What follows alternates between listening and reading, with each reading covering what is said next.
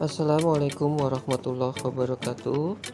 Selamat pagi, siang, sore, dan malam dimanapun kalian berada. Apa kabar semua? Semoga saya doakan kalian semua masih dalam keadaan sehat ya. Dijaga betul-betul protokol kesehatan ya. Ternyata prediksi saya yang memprediksikan ke semester kemarin bahwa kita akan kuliah tatap muka di semester ini itu meleset dan ternyata malahan kita masih kuliah secara online dikarenakan penyebaran dari yang namanya wabah pandemi COVID ini masih sangat lama ya, nggak tahu sampai kapan. Mudah-mudahan tidak terlalu lama lagi kita masih bisa kuliah secara tatap muka.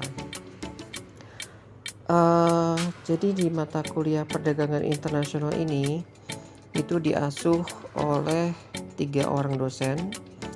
Yang pertama saya masuk sampai ujian tengah semester, kemudian Pak dan Imang, kemudian Bapak Profesor Jeremy MS yang akan masuk setelah ujian tengah semester.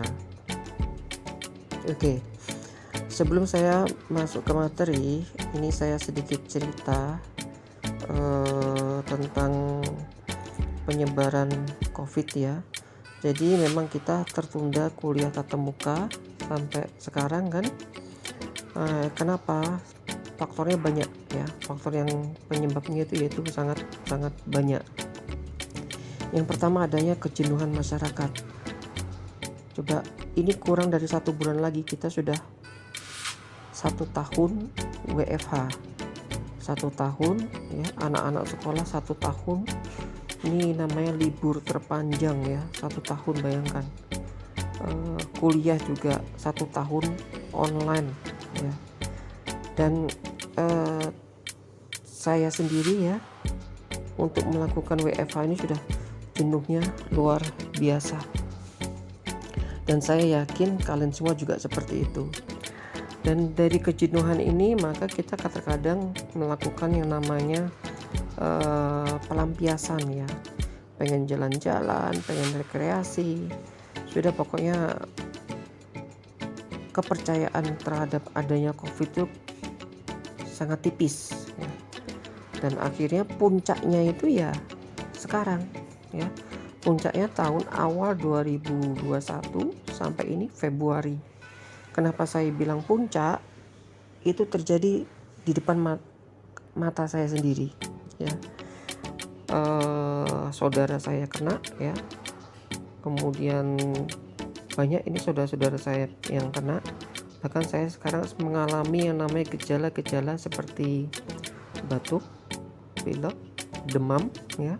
Badan sudah meriang-meriang, tenggorokan ini rasanya kayak ada biji kedondong yang nempel gitu. Dan kemudian pilek tidak berhenti-berhenti ya. Untungnya penciuman dan daya pengecap saya masih berfungsi.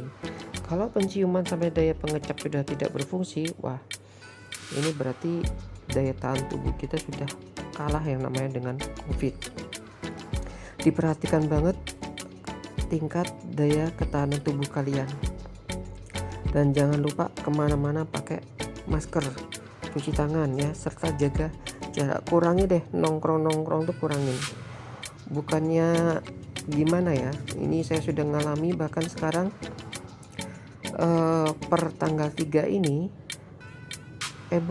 per tanggal 2 kemarin itu rektorat sudah lockdown ya, ditutup total. Tidak ada kegiatan semua serba online. Sedangkan tanggal 3 ini kampus kita Faperta juga lockdown. Dan yang paling menyedihkan yaitu di rumah sakit di Tanah Grogol Panglima Sebaya tanggal 3 ini sudah tidak menerima pasien lagi. Kenapa? Sudah terlalu banyak pasien dengan wabah penyakit COVID-19. Bahkan sebagian tenaga kesehatannya juga positif reaktif ya terhadap penyakit tersebut. Kemudian yang kedua, krisis ekonomi. Nah, ini serba salah memang. Kita ini mau cari aman, mau di dalam rumah terus, tapi ya bagaimana? Coba bagian pekerjaannya serabutan ya, yang harus keluar rumah untuk mencari sesuap nasi. Kalau nggak keluar rumah, nggak dapat makan. Contoh ojek online atau dagang dan lain-lain ya. Bahkan sekarang ekonomi krisis ini bukan lagi tingkat individu, tapi sudah tingkat negara, bahkan dunia mengalami krisis ekonomi akibat dari yang namanya COVID.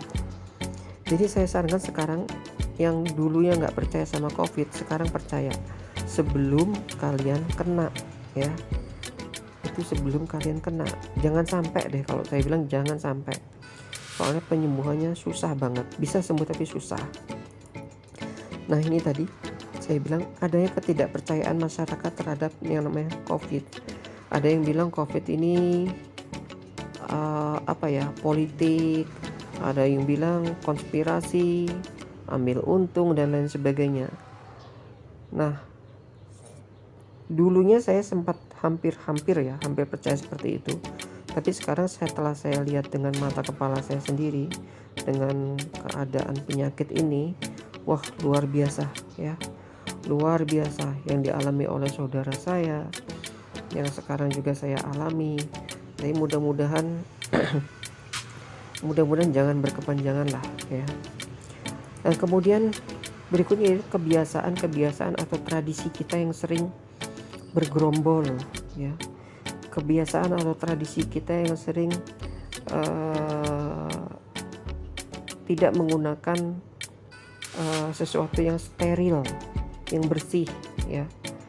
Nah contoh sederhana, kemarin tuh sempat beli gado-gado, di situ ibu penjualnya tidak menggunakan sarung tangan, memotong lontongnya itu ya, dipotong, sudah gitu dia sambil ngobrol, saya geleng-geleng kenapa?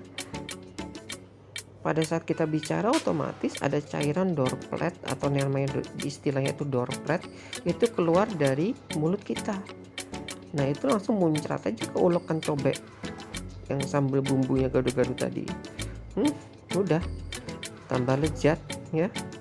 Itu COVID merajalela itu, kalau tapi mudahan aja sih penjualnya ini nggak terkena COVID lah. Itulah tadi beberapa contoh-contoh sederhana yang menyebabkan COVID ini penyebarannya lama dan berkepanjangan ya. Untuk itu pesan saya, tolong dijaga betul kesehatan. Minuman atau makanan yang bergizi, obat-obatan, vitamin ya, agar dapat menjaga daya tahan tubuh. Kalau daya tahan tubuh kita kuat, insya Allah virus-virus itu tidak mempan lah, tidak mampir ke tubuh kita. Baiklah, sebelum kita mulai, saya ingatkan lagi tentang bagaimana proses penilaian dan perbaikan dalam mata kuliah ini. Seperti kita ketahui bahwa tahapan perkuliahan itu ada yang namanya penyusunan KRS ya. Nah ini penyusunan KRS sudah, tinggal perbaikan penyusunan KRS. Itu kalau nggak salah sampai tanggal 27 Februari. Nggak tahu sekarang sudah dibuka apa belum ya. Nah, kemudian proses kuliah yang sesuai dengan isi dari kartu rencana studi. Proses kegiatan perkuliahan yang seperti sekarang kita lakukan itu terdiri dari pemberian materi, tugas, praktikum, dan kuis ya. Nah ini semua nanti nilainya membantu dari nilai ujian. Kemudian yang berikutnya yaitu kegiatan ujian. Ujian itu ada dua jenis, yaitu ujian tengah semester dan ujian akhir semester.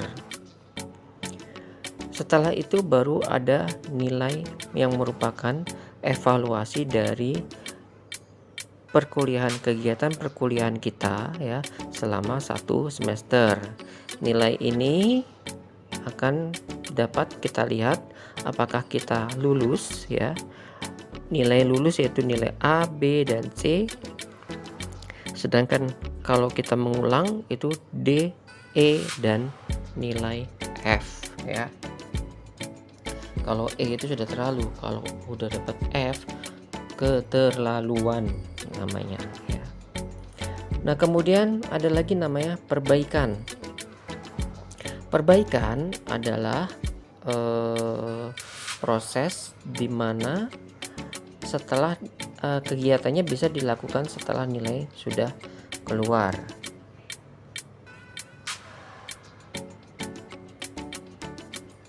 Nah, indikator-indikator penilaian ya, indikator-indikator penilaian.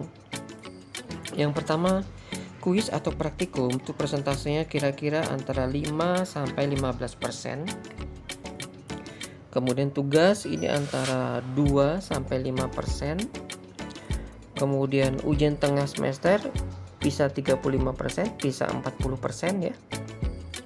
Dan UAS itu bisa 35%, juga bisa 40%.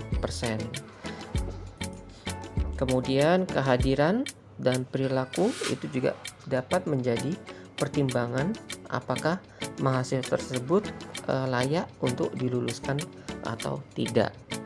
Nah, kesemuaan ini, indikator penilaian ini itu tergantung lagi dari kebijakan masing-masing dosen pengampu ya. Ini hanya berupa gambarannya saja.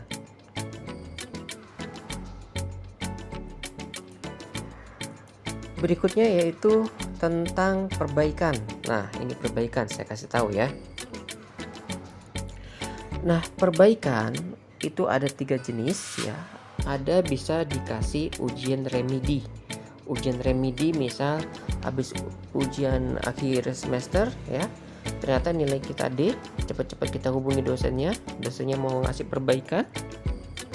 Bisa dikasih dengan soal yang sama ya, bisa juga dengan dikasih soal yang berbeda.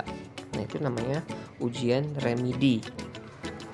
Saya pernah ini semester sekitar 2 tahun lalu saya adakan ujian remedi dengan soal yang sama pun ternyata mahasiswa tersebut tidak bisa menjawab, nilainya tetap jeblok ya. Nah, makanya kalau belajar yang benar ya.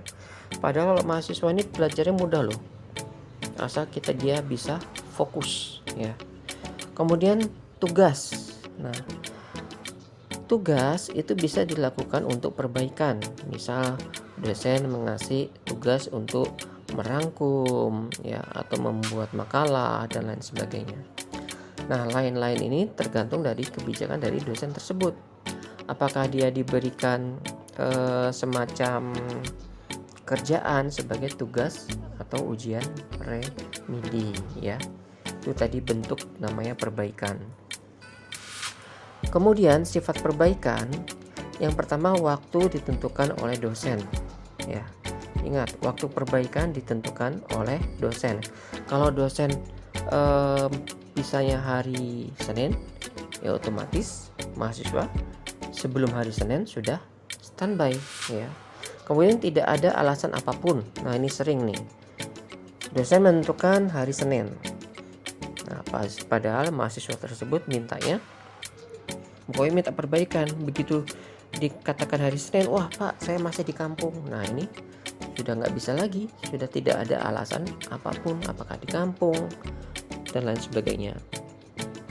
Kemudian perbaikan hanya berlaku untuk nilai E dan D. Itu ya, dicamkan. Jadi jangan sampai ada lagi yang sudah dapat nilai C tetap minta perbaikan. Jadi kalau nilai B kepingin dapat A, C kepingin dapat B atau A, itu bukan lagi perbaikan, tapi harus mengambil di semester akan datang. Seandainya mata kuliah yang mau dibaiki itu ada di semester genap, ambillah semester genap.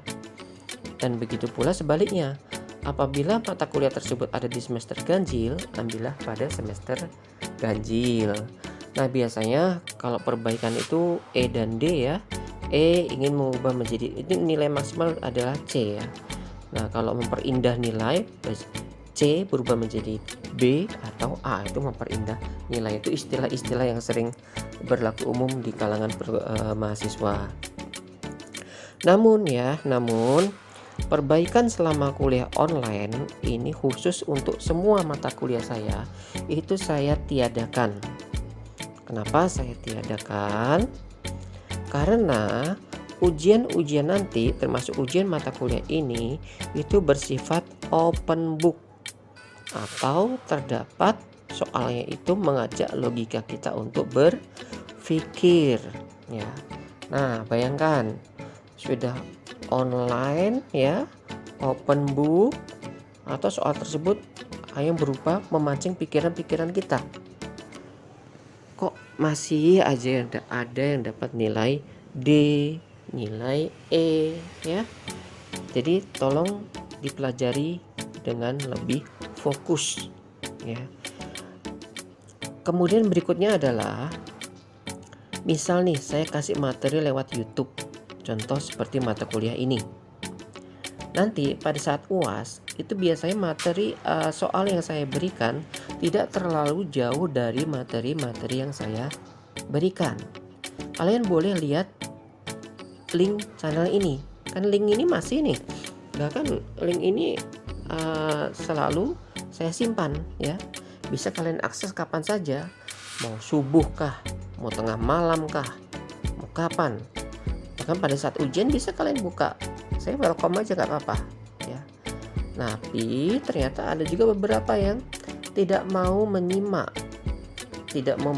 dari isi YouTube ini, tapi dia mengambil jalan pintas, yaitu dengan mencari di Google atau bertanya ke Mbah Google. Misal, soal yang saya berikan, sebutkan apa saja unsur-unsur yang terdapat dalam perdagangan internasional.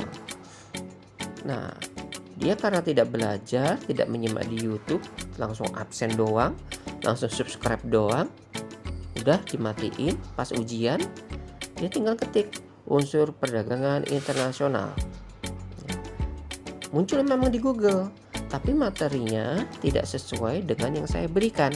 Nah, ini juga akan saya kasih nilai salah atau pengurangan nilai. Kenapa? Walaupun jawabannya lebih sempurna, ini saya anggap bahwa mahasiswa tersebut tidak menyimak materi yang sudah saya berikan. Jadi alangkah lebih bagusnya, begitu sudah menyimak isi YouTube ini, kalian catatin. Kan bisa diulang-ulang tuh, ya. Kalian catatin mulai dari definisi, unsur apa. Nah, jadi nanti pada saat ujian tidak perlu lagi kalian mengulang. Kalau mengulang kan repot nih, di menit keberapa yang sesuai dengan jawaban dari ujian tersebut, ya. Oke, sudah ngerti ya sampai di sini, ya. Nah,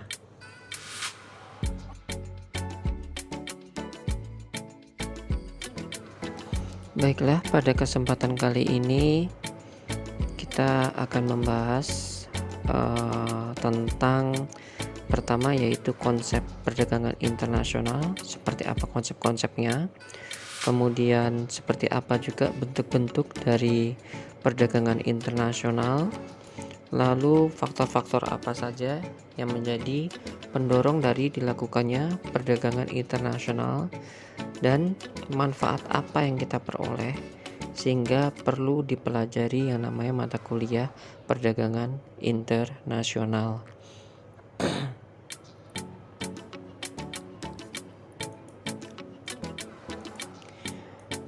Nah, seperti kita ketahui bahwa tidak ada satupun negara di dunia ini yang dapat memenuhi kebutuhan sendiri, ya.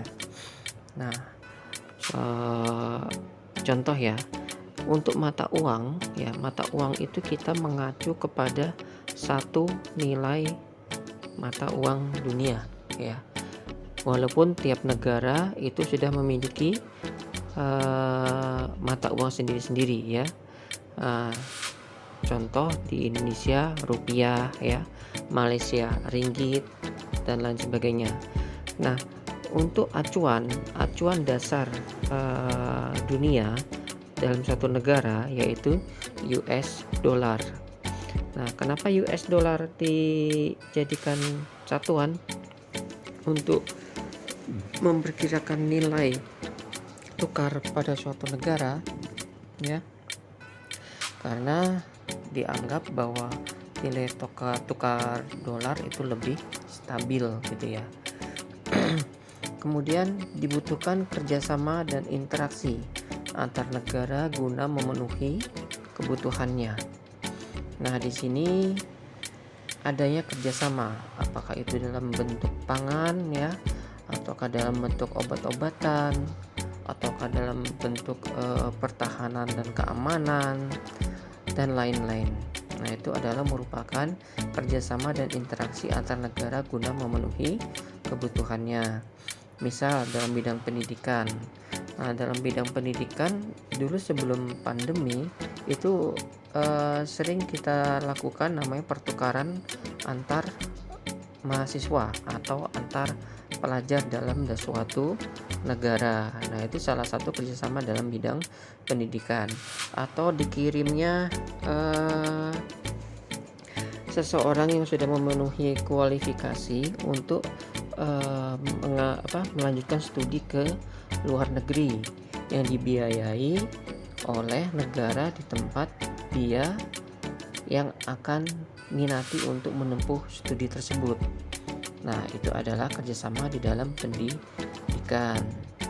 Nah, kemudian bagaimana kerjasama di bidang kesehatan? Nah, kesehatan misalnya seperti yang baru-baru ini negara kita lakukan ya, banyak negara-negara lain yang punya potensi kemampuan ya, apakah itu kemampuan dari sumber daya alamnya ataukah kemampuan dari sumber daya manusianya berupa skill ya, itu misal memproduksi vaksin corona misalnya ya. Nah, itu dibagikan kepada lembaga negara-negara yang membutuhkan. Nah, kemudian kerjasama perdagangan itu merupakan salah satu alternatif dalam pemenuhan kebutuhan kebutuhan masing-masing negara.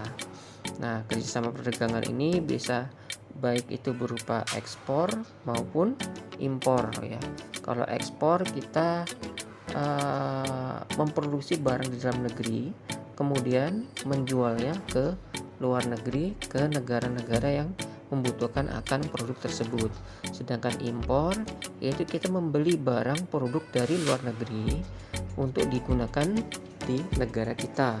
Contoh yang sekarang rasa-rasanya Indonesia ini negara kita kebanyakan impor lah daripada ekspor ya. Berbeda dulu dengan era zaman Pak Harto. Nah, itu duluan malahan kita sudah bisa mengekspor, bahkan bisa swasembada beras ya. Nah, kemudian bentuk kerjasama ini perdagangan tadi sudah saya jelaskan dapat diwujudkan melalui kegiatan ekspor dan impor. Nah, nanti bisa kalian lihat ya di data dunia untuk perkembangan up to date berarti tahun 2020. Coba kalian cek berapa ekspor ya, nilai ekspor Indonesia totalnya di semua sektor, kemudian berapa nilai impor di Indonesia ya, totalnya di semua sektor. Nah, itu bisa kelihatan tuh grafiknya, apakah gedean ekspor atau impor. Oke, sekarang kita akan membahas terminologi dari perdagangan internasional. Nah, perdagangan internasional di sini diartikan yaitu sebagai kegiatan pertukaran barang dan jasa antar negara yang satu dengan negara yang lain atas dasar kepercayaan dan adanya saling menguntungkan. Di sini bisa saja terjadi misalnya di negara yang memiliki sumber daya yang berlebih, apakah itu sumber daya alam ataupun sumber daya berupa skill. Nah, misalnya negara Jepang dengan negara Indonesia di bidang pertukaran jasa transportasi misalnya ya. Nah, kalau di tempat kita ini memang kaya dengan sumber daya alam, tapi masih berupa bahan mentah. Nah, sedangkan di Jepang itu mereka sumber daya alam itu sangat sedikit sekali, tapi mereka memiliki namanya teknologi. Mereka memiliki keterampilan atau skill. Misal, transportasi di bidang perkereta apian. Nah, di sana teknologi perkereta apian itu sudah sangat maju sekali. Bahkan sekarang kereta api sudah ada nama kereta api Shinkansen, bahkan di atasnya lagi ya, yang kecepatannya di atas sampai 400 km per jam bahkan lebih. Nah, sedangkan di sini kalau bagi kalian yang pernah ke daerah Jabodetabek ya, nah di sana kereta-kereta lama di Jepang dihibahkan atau kita beli untuk kita gunakan di negara kita. Coba kita lihat ya, KRL itu, nah itu tulisannya tulisan Jepang, nggak usah kereta, kapal ya. Nah, kapal di sana juga kapal yang kita gunakan di sini juga banyak menggunakan tulisan masih tulisan Jepang, artinya diproduksi di Jepang dan diimpor, dibeli oleh negara kita atau disewa atau bisa juga dipinjam. Nah, itu adalah salah satu contoh perdagangan internasional. Nah, kemudian produk-produk lainnya contohnya seperti adanya minyak mentah, kemudian adanya emas ya, kemudian adanya batu bara atau bahan-bahan tambang lainnya. Nah, coba kita cek ya, daerah-daerah atau provinsi-provinsi mana yang merupakan sumber-sumber tambang dari ketiga produk ini yang terdapat di Indonesia. Nah, di sini kita bisa cek langsung. Nah, di sini ya, untuk minyak bumi ya, minyak bumi ternyata sudah ada terdapat sampai 22 provinsi. Ada di Cepu di Jawa Tengah ya, kemudian ada di Wonokromo Jawa Timur dengan produksinya 52.250 barel ya minyak mentahnya, kemudian 326 barel kondensat ya, itu di Jawa Timur. Kemudian di Kepulauan Natuna ya, Natuna ini bisa memproduksi 359.771 barel minyak mentah dan 6.050 barel kondensat itu per hari. Dan ini banyak sekali perusahaan-perusahaan yang kebanyakan adalah perusahaan asing. Kemudian di Jambi ya, di Jambi ini katanya di sini kecil, tapi menurut saya lumayan besar ya. Ada 19.506 barel dengan rincian 8.870 barel kondensat dan 10.659 barel minyak mentah, itu dari Jambi. Kemudian di Sungai Gerong atau Sumatera Selatan, ada yang dari sana mungkin tahu ya. Nah, ini menghasilkan minyak sebanyak 30.718 barel minyak mentah serta 10.339 barel kondensat, itu dari Sumatera Selatan. Kemudian di Papua, nah, Papua ini kaya sekali ya, tapi itu sayang pembangunan infrastrukturnya ya kita belum bisa menerapkan secara ya merata sila kelima. Di Papua ini kaya sekali nih. Ini untuk di emas aja ya, untuk emas aja. Untuk emas untuk minyak aja dia bisa memproduksi 140 sampai 140.660 barel itu per hari ya. Itu baru minyak mentah. Di sana juga ada emas ya. Kemudian ada Sungai Paking, Riau, Delta Sungai Berantas Jawa Timur, Majalengka di Jawa Barat, Lok Sumawe Aceh, Pulau Bunyu, Tarakan, Mahakam ini di Kalimantan Timur, Dumai Riau, Kembantin Kalteng, Pulau Seram Maluku, Pulau Tenggara Maluku juga, Tanjung Pura Sumatera Utara, Pelaju Sumatera Selatan, Kelamono Papua, nah Sorong Papua. Nah ini Papua banyak sekali ya. Kemudian kita cek yang kedua, emas ya.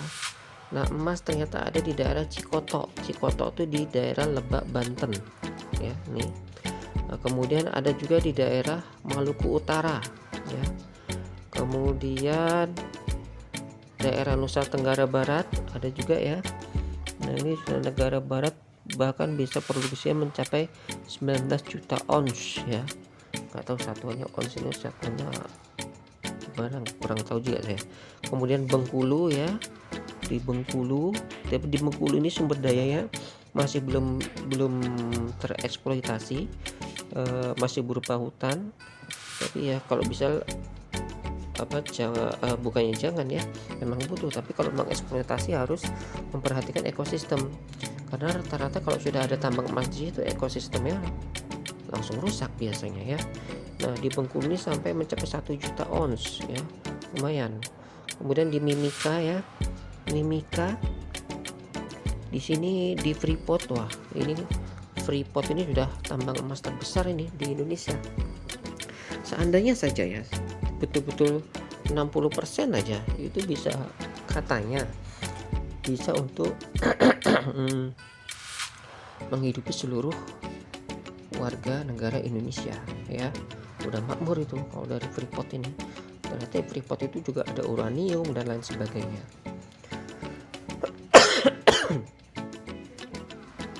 Kemudian di batubara.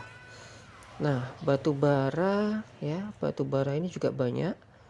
Batubara pertama di Aceh Barat ya, Aceh Barat, kemudian Sawah Lunto Sumatera Barat, kemudian Tanjung Enim Sumatera Selatan, Sorong Papua, Kota Baru, nah Berau ya di Kalimantan di tempat kita, Lahat dan tempat yang lain. Nah ini dari 3 sumber daya alam yang terdapat di berbagai provinsi di Indonesia. Bayangkan sebanyak itu, tapi negara kita kok masih aja tetap punya utang yang jumlahnya banyak ya. Itu tinggal kalian sebagai mahasiswa bisa mengkritisinya ya. Saya tidak akan membahas jauh masalah tersebut. Oke. Baiklah, sekarang kita akan membahas bentuk dari perdagangan internasional. Adapun terdapat 2 bentuk dari perdagangan internasional. Yang pertama adalah ekspor. Ekspor adalah kegiatan menjual atau mengirim barang dagangan ke luar negeri sesuai dengan ketentuan pemerintah dengan pembayaran atau mata uang internasional yaitu US dollar. Terdapat beberapa kebijakan pemerintah dalam mengembangkan ekspor, yaitu pertama menambah macam barang ekspor. Jadi produk ekspor tidak hanya satu bidang atau satu jenis ya, terdapat beberapa jenis produk yang layak untuk diekspor. Yang kedua yaitu memberi fasilitas kepada produsen barang ekspor. Kemudian yang ketiga, mengendalikan harga produk ekspor di dalam negeri. Yang keempat, menciptakan iklim usaha yang kondusif. Yang kelima, menjaga kestabilan kurs valuta asing. Yang keenam, pembuatan perjanjian dagang internasional. Yang ketujuh, peningkatan promosi dagang di luar negeri dan penyuluhan kepada pelaku-pelaku ekonomi. Kemudian bentuk kedua yaitu impor. Impor adalah kegiatan perdagangan dengan cara memasukkan barang-barang dari luar negeri sesuai dengan ketentuan pemerintah dengan pembayaran valuta asing yang disepakati. Kegiatan impor itu dilakukan apabila harga barang yang bersangkutan di luar negeri atau negara asal itu lebih murah. Nah, harga yang lebih murah itu dikarenakan antara lain negara penghasil memiliki sumber daya alam yang lebih banyak. Yang kedua, negara penghasil tersebut dapat memproduksi barang dengan biaya yang lebih murah daripada di dalam negeri. Kemudian negara penghasil tersebut dapat memproduksi barang dengan jumlah yang sangat banyak. Kegiatan dari impor itu memiliki dampak positif, tapi juga ada dampak negatif terhadap perekonomian. Nah, untuk melindungi produsen di dalam negeri itu biasanya negara tersebut membatasi jumlah kuota impor. Selain dari untuk melindungi produsen yang di dalam negeri, pembatasan impor juga memiliki dampak yang lebih luas terhadap perekonomian suatu negara. Nah, dampak positif pembatasan impor secara umum antara lain sebagai berikut. Yang pertama, untuk menumbuhkan rasa cinta produk lokal dalam negeri. Yang kedua, untuk mengurangi keluarnya devisa ke luar negeri. Yang ketiga, untuk mengurangi ketergantungan terhadap barang-barang produksi impor. Yang keempat, yaitu untuk memperkuat posisi neraca pembayaran.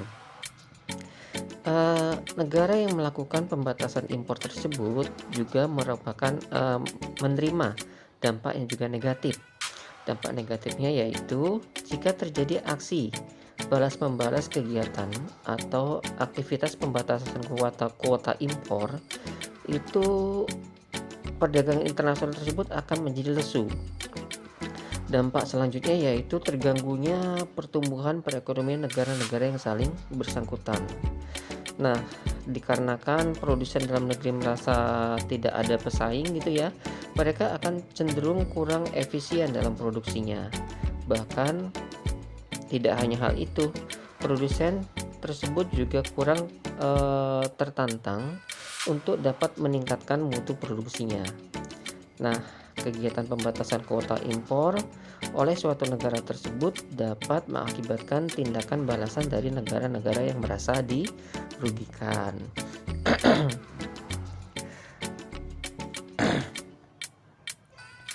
Baiklah, mungkin untuk kuliah perdana ini sampai di sini dulu. Saya tidak terlalu banyak memberikan materi. Kita akan lanjutkan pada perkuliahan pertemuan kedua. Saya akhiri, wassalamualaikum warahmatullahi wabarakatuh.